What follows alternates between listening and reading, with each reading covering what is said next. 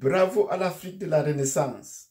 Bravo à l'Afrique qui renaît avec ses braves soldats de part et d'autre qui ne cessent de germer. Nous leur disons bravo et beaucoup de courage.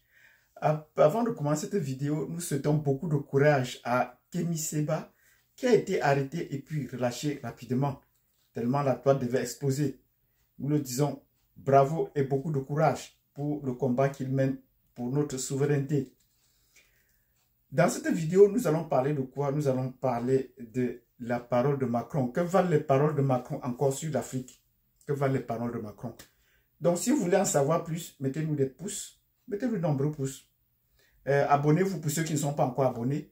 Et pour ceux qui sont déjà abonnés, partagez les vidéos pour qu'on puisse s'édifier, pour qu'on puisse nourrir les échanges et comprendre comment est-ce que l'Afrique va. Nous devons être dans la dynamique de cette renaissance de l'Afrique. Donc, si vous avez mis des pouces, vous vous êtes abonné, si vous n'êtes pas encore, vous avez partagé les vidéos, nous entrons dans le vif du sujet. Que valent encore les paroles de Macron? Actuellement, on se rend compte que Macron parle pour lui-même.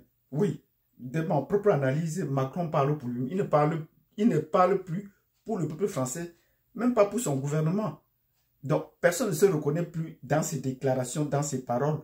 Est-ce qu'il est encore plus au sérieux? Nous allons voir cela tant en France, dans son propre pays, que sur le continent où il a l'habitude, où il est plus à l'aise à parler plus du continent que de son propre pays. Et même de ses déplacements.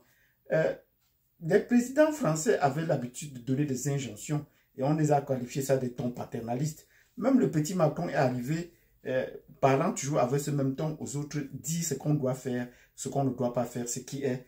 Et même pour le cas du Niger, c'est à lui de décider ou de dire qui est légal, qui est légitime, qui est ceci, qui est cela. Et il continue à clamer que Bazoum est légitime et qu'il attend que la Bazoum fasse appel. Voilà comment il fuit déjà par la petite porte. Alors qu'ils ont clamé et au fort qu'ils devaient ramener Bazoum au pouvoir. Ils disent maintenant qu'ils attendent la déclaration de Bazoum pour venir intervenir au pouvoir.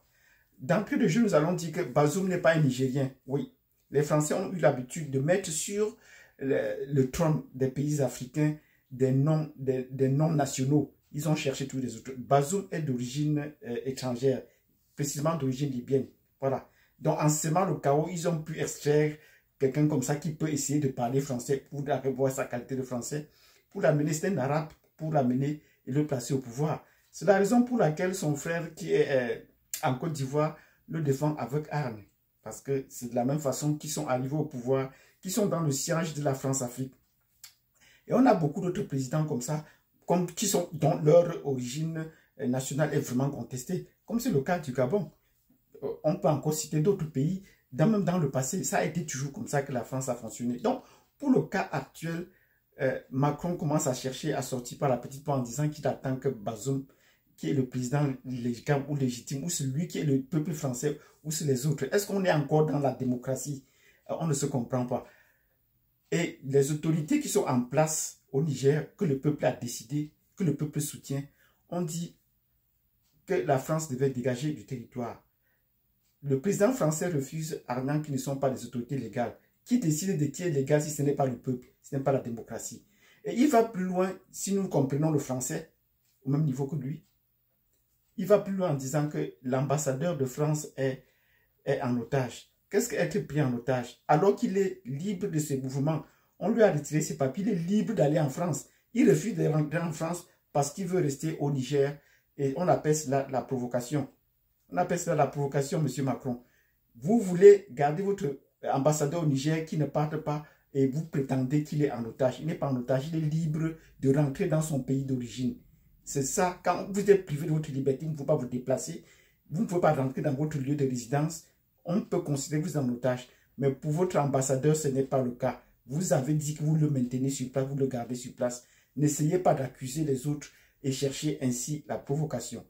Et dans votre propre pays, vous avez déjà fait plus de voyages en Afrique que dans votre propre pays.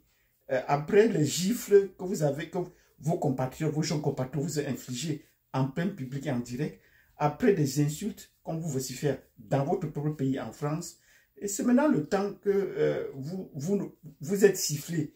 Même là au stade, vous êtes un fan sportif, que vous êtes sifflé par votre propre peuple dans votre propre pays. Et vous prétendez parler à l'Afrique et dire à l'Afrique ce qu'il y a. regardez un peu bien dans votre dictionnaire le mot prendre quelqu'un en otage, ce que cela voudrait dire. Et que votre ambassadeur soit pris en otage, nous disons non, ce n'est pas le cas. Mais vous avez laissé aussi entendre que vous êtes dans un pays de fous. Oui, c'est exactement comme ça que vous avez construit la situation. C'est les Français ou la France qui nous a appris à faire les coups d'État dans les pays francophones. Et c'est ça qu'on met en application maintenant, mais en ne marchant pas sur vos pas. Et c'est ça qui fait problème.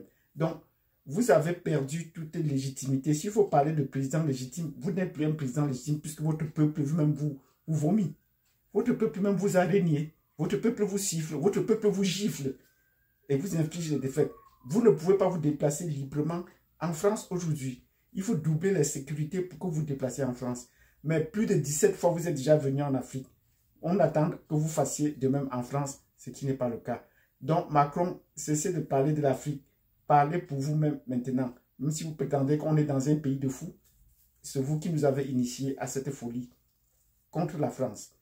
Bravo aux Français qui nous soutiennent.